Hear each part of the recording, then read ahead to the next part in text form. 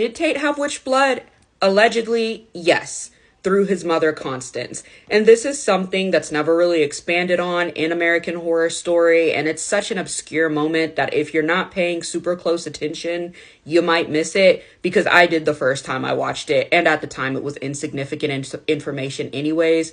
But there is a portion where Constance is talking about her family and how they came from Virginia. And it's here that she drops a little bit of a tidbit, a little bit of name recognition, where she says, we're from the DeLongpre's from Richmond, or DeLongpre's from Virginia, something like that.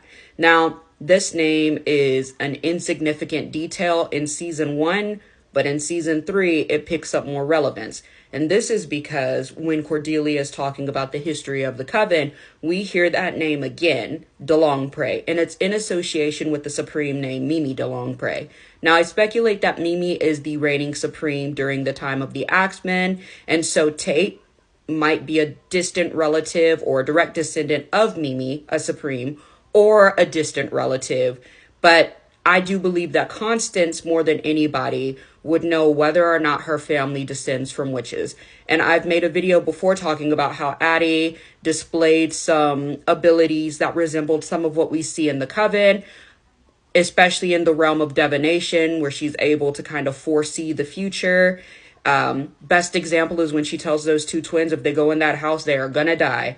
And they do. So, and we see her do a couple of things like pop up in the house randomly. Now, some say this is just because she previously lived there, but I don't know. That feels a little bit like transmutation. Same with her mom, Constance.